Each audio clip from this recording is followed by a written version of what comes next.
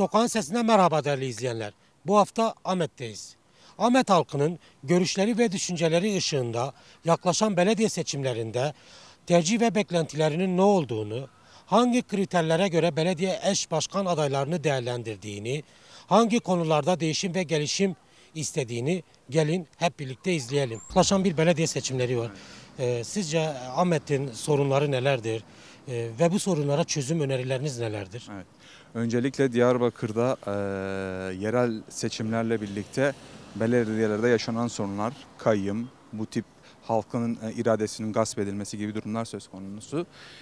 Bu sorunlar umarım ortadan kalkacaktır. Bununla birlikte belediyeler kendi yerel halkıyla birlikte kenti daha özel kılınabilir, daha yaşanılabilir bir konum haline getirilmesi benim ön düşüncemdir. İşte ana dilde eşitlik, iş imkanları, ekonomik sorunlar, bu sorunların kaldırılması ve en azından minimize edilmesi, halkın daha yaşanılabilir bir hale getirilmesini sağlamak. Peki sizce bu sorunların çözümünü üretecek parti hangisidir? Bölgede yerel olarak insanlarımızın genel kanısı bununla ilgili DEM Parti olarak şu an yeni ismiyle DEM Parti bu işi gerçekleştireceğini görüyoruz. Çünkü halkın ona daha çok güvenip birlikte hareket edebileceğini düşündüğünden dolayı şu an yerelde hizmet noktasında, halkıyla bütünleşme noktasıyla bazı faaliyetleri halkın da desteğini yanına alarak yürütmesi açısından şu an DEM Parti görünüyor. DEM Parti dediniz. Nasıl bir DEM Parti başkan adayı, eş başkan adayı sizi heyecanlandırır, güven verir? Partide de olsun öncelikli olarak nitelikli ve nicelikli vasıflara sahip olması lazım. Yerel halkın duygularını, düşüncelerini, yaşam tarzını bilen, buradaki halkla bütünleşebilecek, insanların sevebileceği, onlarla ortak hareket edebileceği bir kişiliğin vasfının olması lazım. Kendini benimsemiş, Diyarbakır'ın, yerelin veya bölgenin sorunlarını bilen, halkın talepleri neyse o doğrultuda hareket edebilecek bir eş başkanlık sistemi. Zaten kadınlarımız bizler için büyük bir değerdir. Bu değerle birlikte diğer eş başkan arkadaşlarla birlikte tüm halkın, yerelin genel sorunu, ekonomik olsun, siyasi olsun, kültürel olsun bunlarla birlikte halkla birleşip bütünleşerek yerelde çalışmalar yürütmesi lazım. Bu sendikal da olabilir, kurumsal olabilir veya şehir adına olabilir. Çalışmaları yürüttüğü zaman da halkın önerileri, görüşleri alınarak onlarla bir bütün halinde hareket etmesi gerekiyor. Peki DEM Parti'nin başa geldikten sonra, yani seçimleri kazandıktan sonra ilk yapması gereken nelerdir? Ya da hizmet olarak ya da değişim dönüşüm olarak bu kente yapması gerekenler nelerdir sizce? Öncelikli olarak biliyorsunuz ki belediyelerde şu an sıkıntılı durumlar mevcut. DEM Parti eğer başa gelirse kendi belediyelerinde öncelikli olarak hizmet ağını geliştirmesi, evet sorunlu, sıkıntılı bir süreç olacaktır. Bunun içerisinde gerçekten işi bilen, nitelikli, vasıflı, kadrolu insanları alacak. Bununla ilgili çalışmalarını, faaliyetlerini yönetecek, komisyonlar oluşturacak. Kentle ilgili sorunlar nelerse onları sıralayacak. Buna dair çalışmasını, faaliyetini sıralı bir şekilde halkıyla birlikte destek alarak onunla birlikte yürütmesi gerekiyor. Genel sorunlarımız dediğim gibi insanların ekonomik bir sorunu var, sosyal bir sorunu var, dille ilgili sorunu var. Ana dille ilgili eğitim gerekiyorsa eğitimini vermesi lazım. Ekonomik olarak yapılması gereken iş imkanları vesaire olaylar varsa bu olaylara bağlı olarak da çalışma alanları, hizmet alanları üretmesi lazım ve bununla ilgili gerçekten nitelikli, vasıflı kişilerin burada çalışmasına olanak sağlaması gerekiyor. Kayyumlardan bahsettiniz. Peki bu kayyumların yarattığı tahribatı, enkazı hangi projelerle DEM Parti giderebilir? Ya da hangi hizmetlerle bu tahribatların önüne geçebilir? Şimdi bu tahribatlar tek tek belirlenip onun üzerinde hem hukuki hem sosyal olarak bir çalışma yapılması lazım. Evet, tahribatlar büyük. Önce halkın bir iradesi gasp edilmiş. Buna dair halk yeni gelen belediyesiyle birlikte bütünleşip tek tek sorunlar üzerine değinerek çözüm noktasında, çözüm odaklı olarak nasıl çalışabilir? Bunun hem hukuki hem sosyal hem siyasi altyapısı oluşturulduktan sonra tek tek çözümleyebileceğini düşünüyorum. Güçlü bir irade, güçlü halkıyla birleşerek bu sorunları tek tek ona göre çözecektir. Son olarak ekran başında bizleri izleyen izleyicilerimize, DEM Parti yetkililerine yaklaşan seçimlerle ilgili bir çağrınız, bir mesajınız var mı? Umarım yeniliklerle dolu, daha güzel günlerle barışın, özgürlüğün, adaletin, insanların ekonomik, sosyal yaşamları ile ilgili artık sıkıntıların, kaygılarının minimize edilebileceği, biteceği noktasında bitmese bile en azından minimize edilebileceği, halkıyla barışık bir şekilde şehrin yeniden yapılaşması, imar olsun, sosyal yaşam olsun, kültürel etkinlik alanlar olsun, festivaller vesaire gibi durumlar, her şey halkın istekleri, talepleri göz önünde bulunularak bu çalışmalar yapılırsa halkıyla bütünleşecek bir güçlü partinin çok daha güzel şeyler yapacağına inanıyorum.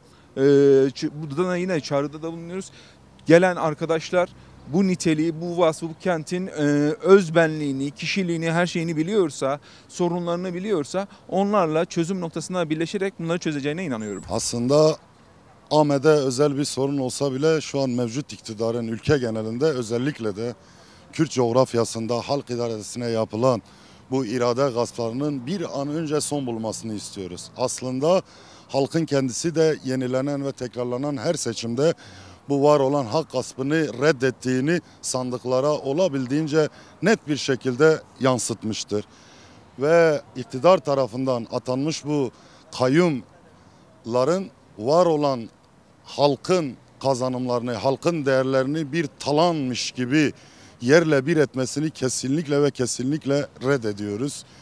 Ve önümüzdeki yaklaşan yerel seçim sürecinde de tüm adayların demokratik bir şekilde, demokratik bir seçimle geldiği halde iktidar tarafından antidemokratik yöntemlerle var olan bu hak gaspına bu seçimde en azından halkın yansıtılan iradeye sahip çıkacağını düşünüyorum.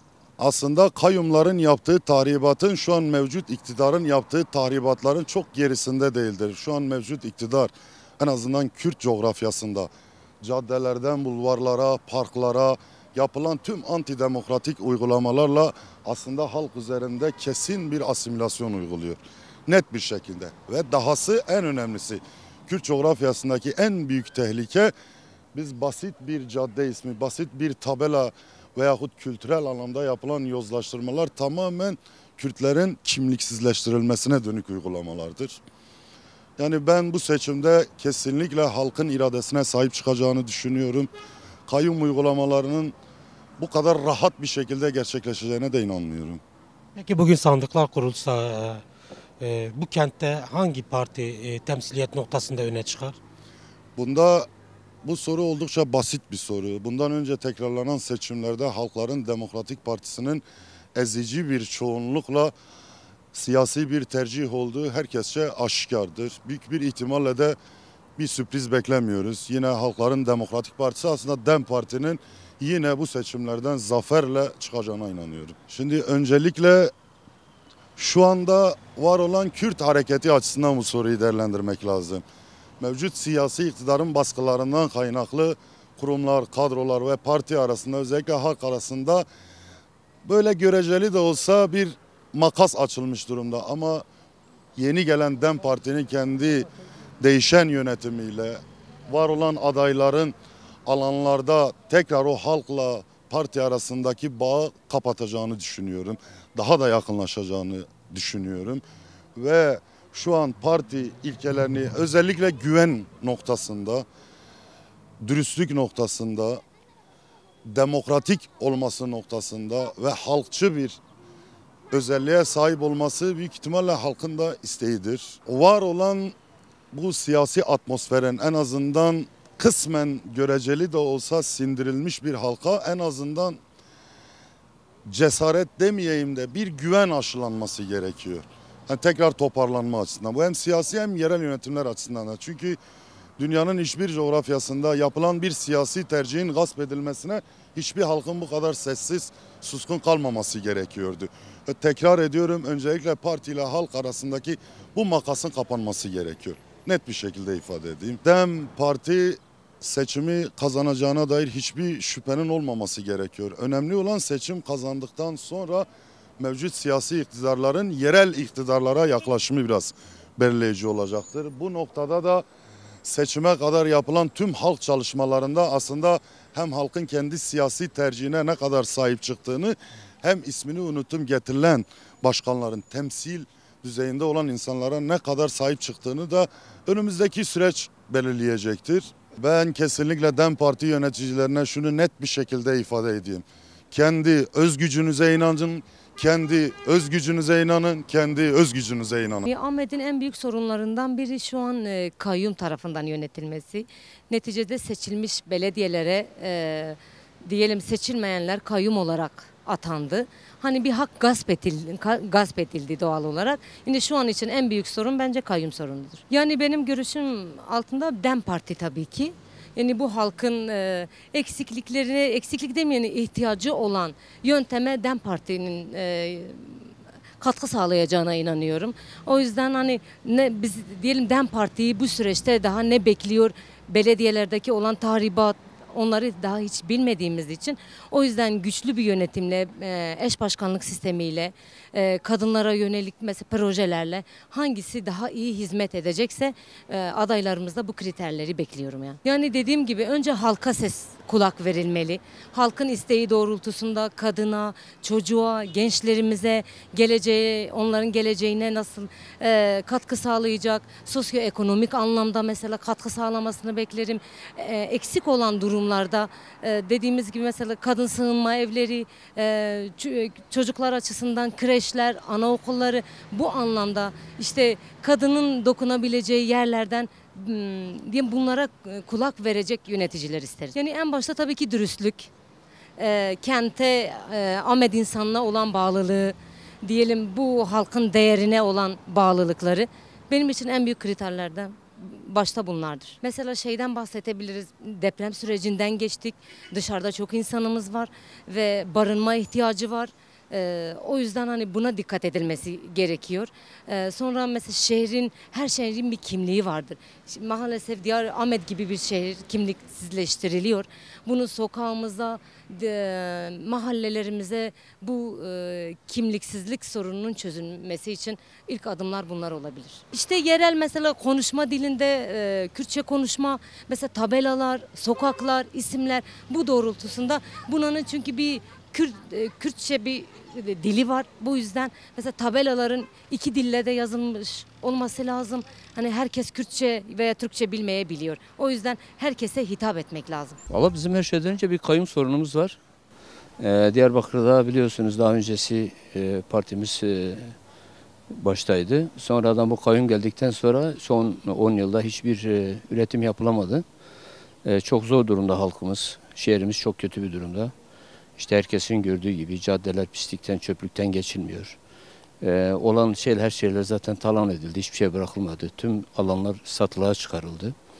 Yani şu anda çok kötü bir durumdayız ama inşallah önümüzdeki seçimle beraber tekrardan halkımızın gelmesiyle, partimizin demin gelmesiyle birlikte inşallah daha güzel şeyler olacak diye düşünüyorum. Başta tabii ki nitelik olması lazım. Niteliğin yanında da tabii halkla iletişim başta geliyor. Halkla iletişimi koparmamamız lazım. Çünkü halktan kopuk bir hareket ya da bir belediyecilik hiçbir şekilde başarılı olamaz. Bundan da tabii elit kadrolar, çok kaliteli bir yönetimin gelmesi lazım bu anlamda. İnşallah bunu hep birlikte başaracağız. Vallahi başvuran tüm arkadaşları şu anda takip ediyor. Biz de görüyoruz. Çok nitelikli arkadaşlar var bunların içerisinde. Tabii en başta gelen şey liyakattır. Yerel yönetimcilikten gelme, bu işi iyi bilme, halkla birlikte, halkla bütünleşerek. Bu şehrin çözülmeyecek hiçbir sorunu yoktur. Daha öncesinde yaptığımız gibi, çözümler getirdiğimiz gibi inşallah bundan sonra da DEM Partisi ile ve onun belediyecilik anlayışıyla birlikte inşallah daha güzel şeyler gerçekleşecek diye düşünüyorum. Tabii enkaz birdenbire hemen böyle ortadan kalkacak bir durumda değil. Çünkü biliyorsun çok büyük tahribatlar, çok büyük ihale yolsuzlukları, çok büyük satışlar gerçekleşti. Üretim anlamında da hiçbir şey üretilmedi. Daha önceki belediyelerimizin yaptığı eserler üzerine hiçbir şey konulmadı. Gördüğümüz kadarıyla yani görüyoruz çünkü halk da bunu şiddetli bir şekilde dile getiriyor. Biz de inşallah onların eksiklerini hep beraber halkımızla birlikte, el birliğiyle tüm büyükşehir, küçükşehir yani ilçe teşkilatlarımızla birlikte, ilçe belediyelerimizle birlikte inşallah en kısa sürede onları da ortadan kaldıracağız. Halkımızda da bu inanç, bu şey var yani. Bu birliktelik var. Onu görüyoruz yani. Vallahi işte görüyoruz, duyuyoruz da yani takip de ediyoruz. Mecliste bile 8 tane dilde, farklı dilde mesela havaalanlarına dahil olmak üzere her dilde var ama maalesef konu Kürtçe olduğu zaman ya da yerel diller olduğu zaman maalesef bu konuda büyük sıkıntılar çekiyoruz. Halkımız bu konuda çok tepkili. Çünkü bir kelime Türkçe bilmeyen insan gidip Türkçe'ye muhatap kalıyor. Kendini aracı kişilerle ifade etmeye çalışıyor.